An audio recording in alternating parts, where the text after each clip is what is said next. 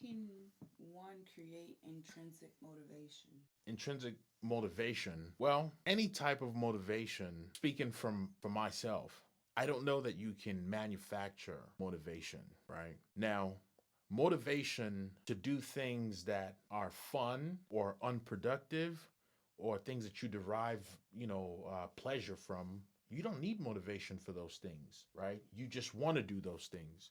So, motivation in of itself is mostly required when you lack the willpower to do things that are required to be done to either push your life forward or to for a productive outcome. And as it relates to that, discipline is required in place of motivation. So I've never been one to be able to manufacture motivation. What would you say is true confidence?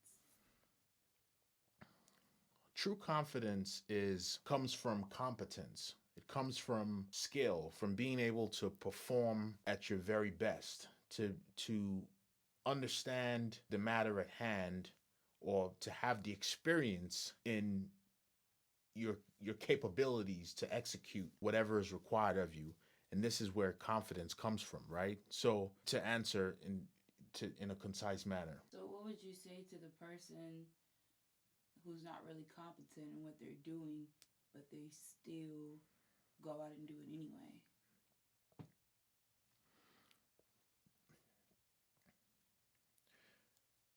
And they still go out and do it anyway. If they're not confident in what they do and they still go out and do it They're anyway, not confident. huh? They're not competent. Or if they're not competent Mm-hmm. in what they're doing, well, that's what it requires to a certain degree because it requires action, right? It requires action because a lot of things that we learn in school or that's taught, as theory, you can only gain so much of an understanding of some of these things.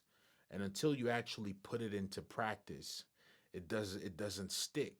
So to a certain degree, when you take on anything new, there's a level of incompetence there. And the more you swing the bat and continue to strive at it, right? Stay persistent, stay consistent. Eventually you develop, you develop more skills, right? You make your bones and you're able to boost your competency and your confidence in that, right? After all, the best of the best constantly strive to reach beyond where the peak stops for others. So that's, I would tip my hat off to them and say, keep going. So, what steps could someone take to begin building confidence?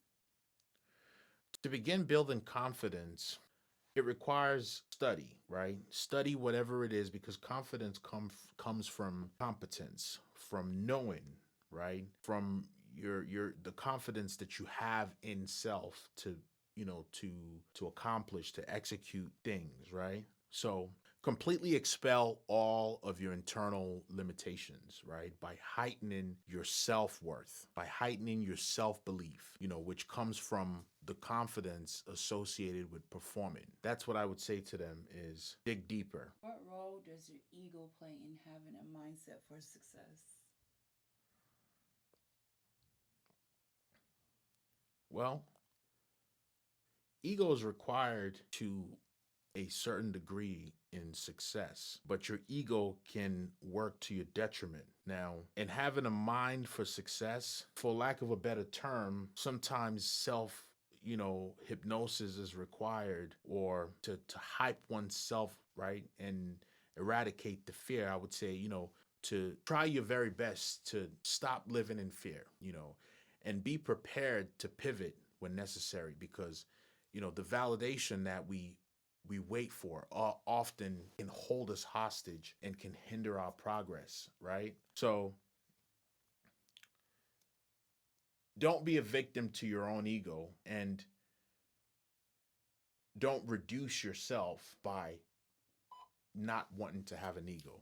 What role does external validation play in being an independent artist? In being an independent artist, in being an artist of any sort, you tend to seek the approval of others. In being an artist of any sort, you tend to seek the approval of others because sometimes the art that you create it for other people to like it, for other people to consume the art, right? So the need for validation is greatest amongst artists to a certain degree, right?